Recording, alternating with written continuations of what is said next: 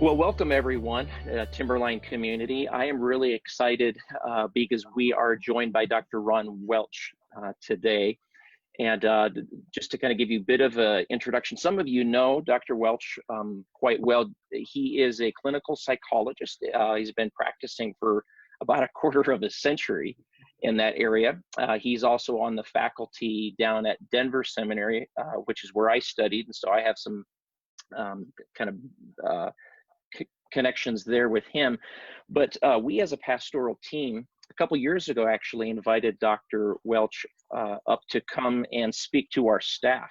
And he was so gracious just to take a couple hours and spoke to us as pastors and said, here are some things that you need to be aware of, things that are going on in your congregation. And it was just such a great connection that soon after we invited Dr. Welch and his wife to come up and do kind of a marriage weekend with all of our congregations. It was a Friday night and Saturday afternoon, really super helpful.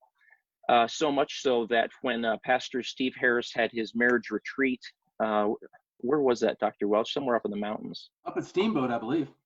Steamboat, that's right. And invited them to come up and kind of did a marriage intensive for a number of couples up there. So you're not a complete stranger to Timberline community, and we're really excited to have you give us some ideas here today. So thanks for being with us. Thanks so much for having me. Great to be here. Thank you. Yeah. So you're an author, you're a clinical psychologist. In fact, your most recent book, in fact, I've got it right here, is of course it's backwards because of how we're doing this, but it's 10 choices successful couples make. And the subtitle is The Secret to Love That Lasts a Lifetime. It's a wonderful resource. Your first book was it A Controlling Husband? Was that the name of it? That's correct. Okay, both fantastic resources. So here's what I thought we could do today, Dr. Welch, is first I would love to have you speak to us, our community, in regard to thinking about living in a new way. A lot of us are cooped up in our homes. That can tend to create maybe even some more stress than normal on relationships. What would you say, first of all, let me maybe kick it off this way. I just had a phone conversation with a woman earlier today, and she said, I realize that I'm watching media constantly. It's my constant diet. What does that create in people during this time? And what would you say to those who find themselves in that place? I think it feels almost like you're re-experiencing the trauma every day. If you remember back to 9/11, kids would talk about, they would see the videos of 9/11 and they would think it was happening again, and then again the next day. And that's kind of what the media coverage does. When you see things like death toll counts climbing up, and you try to think, okay, the day is measured by how many people have passed away that day. That's probably not a healthy kind of experience. And I don't think that gets measured very often against all the neighbors that are helping out their neighbors and the people that are mowing other people's lawns and bringing meals and all the really wonderful good stuff. That doesn't seem to make the 5 o'clock news, unfortunately. Very true. So would you suggest it might be good for people to maybe in the morning or in the evening, maybe they have their time of collecting the news of what's going on, but that's scheduled, and maybe they're not just receiving a steady diet of it continually? Not only that, but I think you need to consider where your sources of media come from.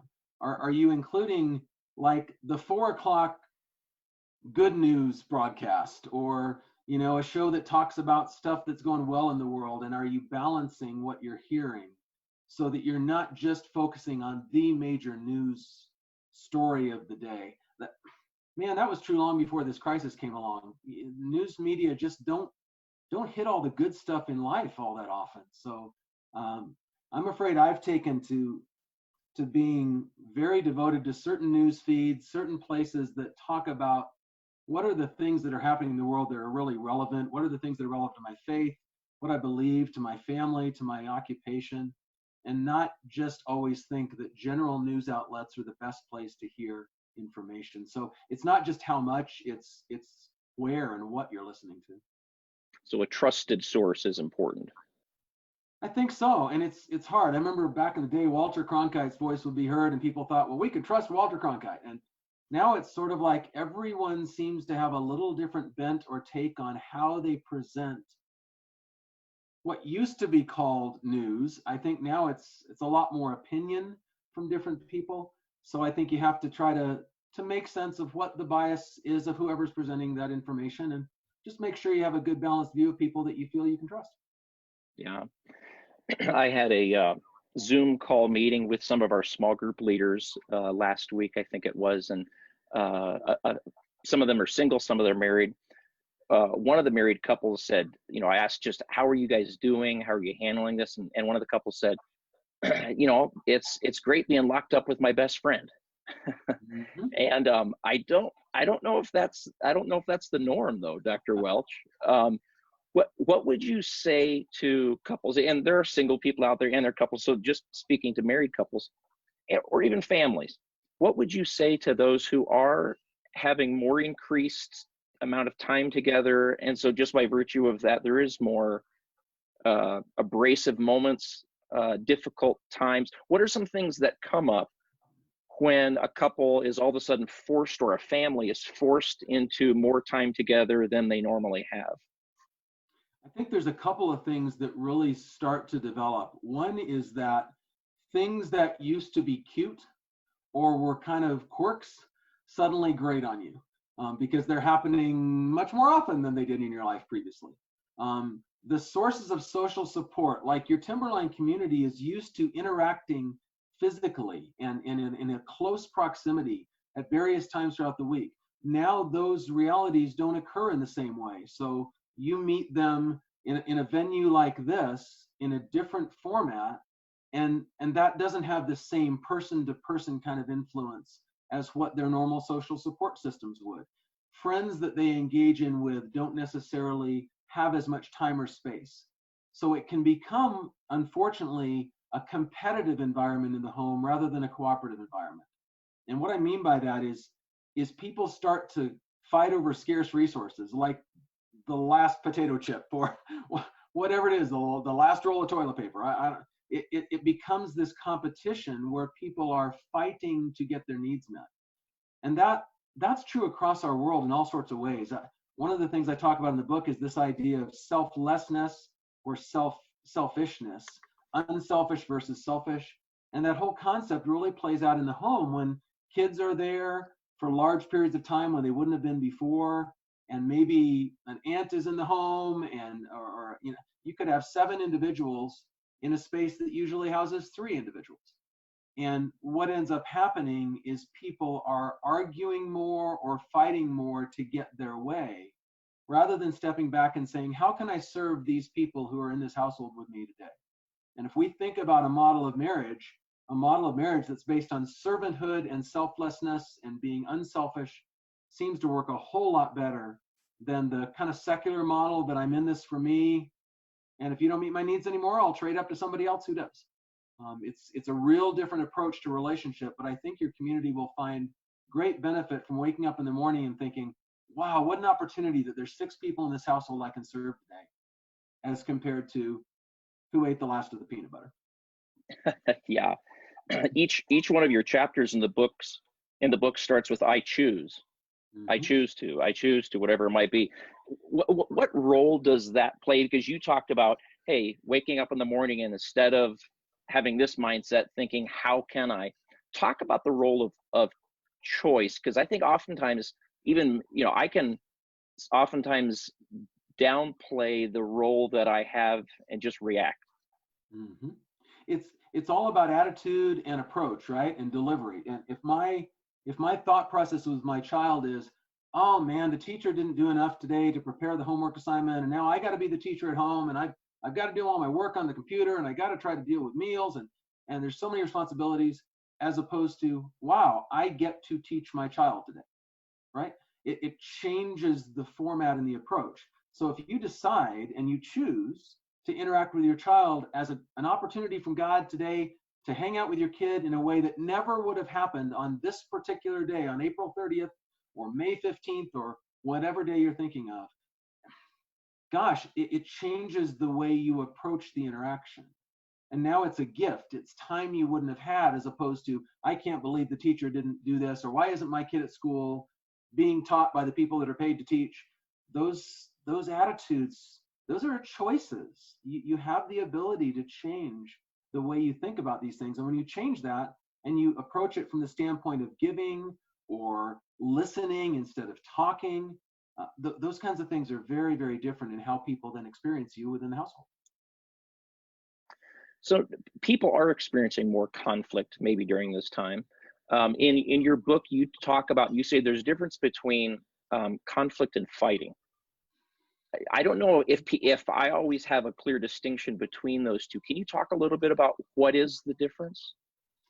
Yeah, I have some analogies we may talk about later that kind of clarify that in more detail. But in general, what I'm referring to is a conflict is more of an interaction that's a competitive kind of encounter with someone where you're trying to prove your point. Think of it like a couple of attorneys in court, right? Attorneys in court always seem to have an agenda. They want to prove somebody innocent. They want to prove somebody guilty. They want to make a point. They want to prove their case. And when I see couples, when I work with my private practice, I see this all the time. If the agenda is, I'm talking to convince you of how right I am, the other party is already kind of tuning them out. They're thinking of their counter arguments to that. On the other hand, if someone is interacting and just having a discussion and a difference of opinion, and actually it's okay if we agree to disagree. I don't have any dog in the fight. I would just like you to know this is how it felt last night when I was doing the dishes for the 4th night in a row, and you went immediately and were watching your TV show. And by the way, I cooked that night too, and we tried to trade off cooking, but we traded off cooking and I cleaned the dishes, and now I've got a scorecard going, right? As opposed to, I just like to let you know that it'd be awful nice if we could trade off and share this responsibility. That's a whole different approach than an argument or a conflict that involves trying to win. Does that make sense? Yeah. Now, does that get to, because you also speak about in your book this idea of process over content when working through an issue of, I made dinner and I feel like you didn't appreciate it. What do you mean when you say process is more important in a conflict than content? What does that mean? This idea actually came from an old show called Everybody Loves Raymond. If you remember that old show with Ray Romano, he and Deborah would have these experiences where they would both be in the same room at the same time in the same discussion, and man, they would remember it night and day different as who was at fault and who was creating things. And so I started realizing, does it really matter if we're arguing about, who left the toilet seat up, or whether the car got washed, or who? The content of the argument doesn't really matter as much as how are we both going to leave feeling afterwards, right? Am I going to encounter my spouse in this engagement, and when we're done, they're going to feel closer to God, closer to me, empowered, listened to, built up, heard? I mean, shoot, it doesn't really matter what the content is. If we walk away feeling uplifted and loved and honored and respected, I focus much more in my work on the process of how people treat each other than the content of what the discussion is about. So what would you say? Let me have you speak to a very specific couple in mind, maybe. If there's someone who maybe feels kind of a sense of hopelessness, maybe they even feel a little bit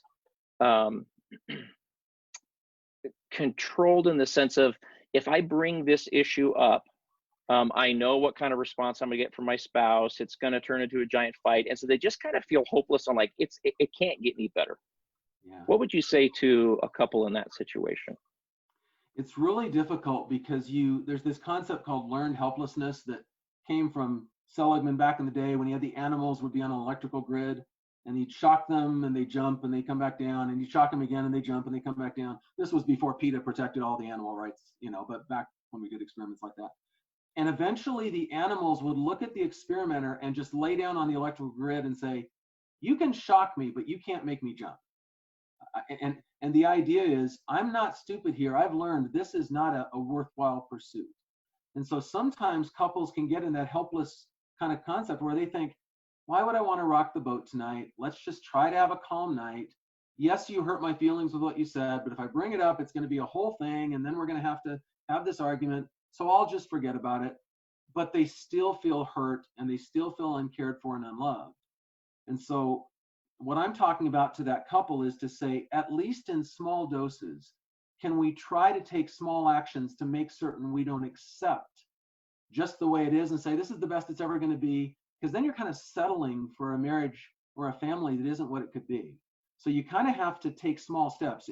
I would encourage in your community at Timberline, I would say, if people say they believe biblical principles of how you should act as a person in any given relationship, then I think it's fine to ask your partner something like, and this isn't confrontational, this is just a question. So you just told me to get up and get you a drink. Help me understand how that matches what we agreed we would do in terms of serving each other. I'm glad to get you a drink, but why did you kind of order me instead of saying, I could get up and get my own drink. Are you going to be going to the kitchen in the next 5 minutes? Because I'd love to have a drink, but I don't want you to have to get. You see the difference? It's the delivery, it's the approach, it's the assumptions. So I think there's something couples who are hopeless can do to start at least trying to change those small steps to make certain that they're not allowing inconsistency between their faith and what they say they believe and how they act. Hmm. What would you say, just getting real practical? Sure. What are some other, because that's a strategy, what might be some other strategies to practice in order to have that healthy conflict? Like, is there a right way to treat your spouse in an argument? And I know there's a wrong way because I've done that. Yeah, we all learn the hard way, don't we? I mean, we're one trial learners in most of that stuff. I think a lot of it has to do with timing. Like, nothing good ever came of a discussion about a conflict in a marriage after like 9:30 at night. It's just it's too late. People are tired. It doesn't do good to talk about that right before dinner or when you're rushing off to work in the morning. I think that part of this is a matter of deciding if you're going to have times during the week that are set aside for that. So I'm not sure if you were going to ask about this, but one thing that I do talk about in the book is this idea of having 3 marriage moments throughout the week. On Sunday night before the week starts, kind of having a time when you look at the week and say, gosh, what do our planners look like? Do our names even appear in there? With a lot of couples, like, the kids are in there, sports activities are in there, some guy named Frank, the dog, everybody gets in the planner, but our spouses' names don't appear because we haven't reserved time. And so I ask couples to ask each other, when are we going to be married this week? And if they have a scheduled meeting on Sunday to look at the schedule for the week, they have a check-in time sometime during the middle of the week, and they can say, how are things going? Is there anything you wanted to talk about that we might need to check in on? And then some kind of time in the week when they can actually enjoy fun time together. It's kind of a date time, but it's the dinner and a movie thing don't work real well because couples don't even hardly talk during the movie. Can we take a walk together, in this environment we're in now? Can we get out of the house and sit on the back porch and watch the sunset that we haven't seen in 12 years? Some of those things involve making specific choices to set aside time. So when something comes up, it's already built into the schedule that you don't feel like you have to force the issue. And that's what happens in a lot of communication that goes wrong, is feels like we've got to do this now. And it's the only time, we won't get back to it if we don't. So some of those processes are very important to helping conflict discussions go better. How did you phrase that? You said, when are we going to be married this week? That's right. Because if you think about it, there's not a lot of time set aside to be married. We schedule, 40 hours for this work thing we do. You and I scheduled an hour to talk with each other. But do we schedule that kind of time at the same priority for the people that we love who are now in this house with us together for extended periods of time? Wow, that's good. What another thing you talked about, and maybe you can unpack a little bit, because I really like the idea of it, is you call this concept of that we have unspoken truths about the other person. Yes. What do you mean by that? Yeah, I think they are the belief systems that we start accepting as truth over a period of time as we get to know somebody. So my wife would say, for instance, that I am a very organized person and I can be pretty rigid and want to follow schedules. And so if she just accepts that as an unspoken truth, she may think it's not okay to try and do something different than my schedule. Well, I married someone who's about as different as me as night and day, and so opposites attract, right? And so she kind of thinks, gosh, what would the world look like if we did this today? And I'm thinking, but we don't have a color-coded card for that, right? So somewhere in the middle of that, you learn each other's beliefs and truths. Another one might be, well, he thinks work is more important than me. Now you start seeing how devastating that could be to a relationship. Or he has to, how do I put this? He gets to go play softball whenever he wants, but if I want a night out with the girls, I need to ask him to watch the kids. That's a double standard, but it becomes an unspoken truth. Or something along the lines of, if I want his attention, there are only certain times I can get it. Or she cares more about what the kids need than she does what I need. Those kind of truths have to be brought out in the open, into the light. We have to talk about them. We actually did this in the retreat that we had, that we worked with Timberline, especially some up at Steamboat a couple of years ago. And we had them write down all of these beliefs that they had. What are those unspoken truths you really haven't said to your spouse? And then we had them share those with each other and talk about, do we really want to keep the relationship moving in this direction based on those? So I think it can be very valuable to talk about the unspoken things we believe about each other. Wow. When you have couples share those unspoken truths, is the other spouse surprised by those much of the time? Sometimes they're offended. Sometimes they immediately fight back and say, well, that's not what it's not. So I try to ask couples to not be in that competitive mode when they're sharing these things, but just to listen and process and say, this is how the other person experiences you, whether you think that's how you come across or not, right? I don't know how you've experienced me in our interactions over the years, Brent, but I would guess that if I were to allow you to tell me, you would have some assumptions or some thoughts you have about me. And it wouldn't help for me to argue with you about those because you've already decided. I need to listen to you and understand how you're experiencing me so that I can then become more of the kind of guy God wants me to be in our relationship. Love that. Dr. Welch, thanks so much for taking this time to really speak into the lives of some of our Timberline family. In our next discussion together, first thing I want to ask you is, you have this idea of the Niagara Falls analogy, which I think is so good. I loved that idea. That was so powerful, because I thought, man, I have been there. I have gone too far down the river and found myself going over that. So if you can maybe in our next conversation start off by sharing what you mean by that. Thanks so much for taking this time with Timberline community. Of course, God bless, and I hope all of you stay safe and well. Thanks.